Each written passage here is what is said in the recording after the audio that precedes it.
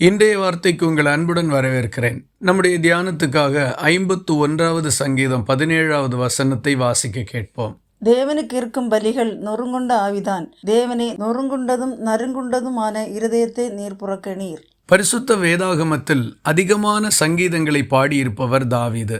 தேவனுடைய இருதயத்தையும் அவருடைய விருப்பத்தையும் நன்றாக அறிந்திருந்த தேவ மனிதர்களில் தாவீதும் ஒருவர். அவரை குறித்து ஆண்டவரே சாட்சியாக சொல்லும் பொழுது என் இருதயத்திற்கு ஏற்றவன் என்று குறிப்பிடுகிறார். இந்த வசனத்திலும் ஆண்டவர் எதில் விருப்பம் உள்ளவராயிருக்கிறார், எதில் விருப்பம் இல்லாதவராயிருக்கிறார் என்கிறதை தாவீது குறிப்பிடுகின்றார். தாவீது சொல்லும் பொழுது தேவனுக்கு ஏற்கும் பலிகள் நொறுங்குண்ட ஆவிதான் என்று மிக தெளிவாக சொல்லுகின்றார்.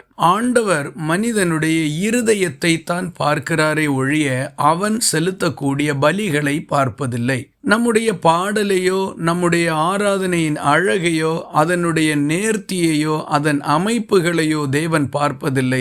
ஆராதிக்கிற உள்ளங்களை பார்க்கின்றார். நம்முடைய ஜபங்களின் அலங்காரமான வார்த்தைகளையும் அடுக்குமொழிகளையும் ஆழமான கருத்துக்களையும் எல்லாம் தேவன் கவனிப்பதை விட நம்முடைய இருதயம் எப்படிப்பட்டதாய் இருக்கின்றது என்பதை பார்க்கிறதற்குத்தான் கர்த்தர் விரும்புகிறார். அதைத்தான் தேவன் முக்கியத்துவப்படுத்தவும் செய்கின்றார். இவைகளிலிருந்து நாம் அறிந்து கொள்ளக்கூடிய காரியம், மனிதன் தேவனை அநேக நேரங்களில் அறிந்து கொள்ளவும் புரிந்து கொள்ளவும் தவறிவிடுகிறான். ஆனால் கர்த்தரை மிக தெளிவாக அறிந்து புரிந்து வைத்து கொண்ட தேவ மனிதர்கள் தங்கள் வாழ்நாட்களில் பெரிய காரியங்களை கண்டிருக்கின்றார்கள். கர்த்தரை குறித்து நல்ல அறிவுடையவராயிருந்த யோபு தன் வாழ்க்கையில் வந்த எல்லா கஷ்டங்களிலும் துன்பங்களிலும் மிக உறுதியாக நின்று இரட்டிப்பான பலனை பெற்றுக்கொண்டு சாட்சியாக இன்றளவும் பேசிக் கொண்டிருக்கிறார். அதுபோல தேவனுடைய இருதயத்தை நன்றாக அறிந்திருந்த தாவீது தேவனுக்கு முன்பாக அவருடைய விருப்பத்தின்படியே வாழ்ந்து முன்னேறி சென்றிருக்கின்றார். இன்றளவும் சாட்சியாக நம்மோடு பேசிக் கொண்டிருக்கின்றார்.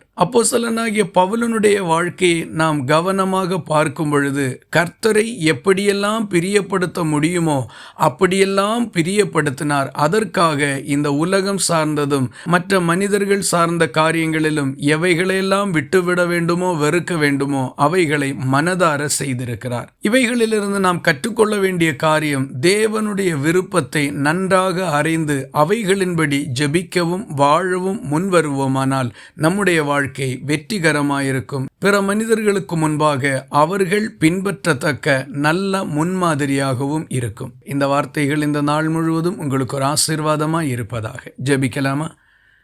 எங்களை நேசிக்கிற அன்பு நிறைந்த நல்ல ஆண்டவரே, நாங்கள் உம்மை நன்றியோடு துதிக்கிறோம். தேவ மனிதர்கள் உம்மை நன்றாக அறிந்து புரிந்து கொண்டு உம்முடைய மன விருப்பத்திற்கு ஏற்றபடி வாழ்ந்தது போல நாங்களும் வாழும்படி எங்களுக்கு உதவி செய்தருளும். சொந்த விருப்பங்களிலும் ஆசைகளிலும் விட்டுவிட வேண்டியவைகளை விட்டுவிடவும் சீர்படுத்த வேண்டியவைகளை சீர்படுத்தவும் எங்களுக்கு உதவி செய்தருளும்.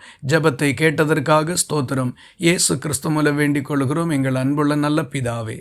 ஆமேன். கர்த்தர் தாமே உங்களை ஆசீர்வதிப்பாராக.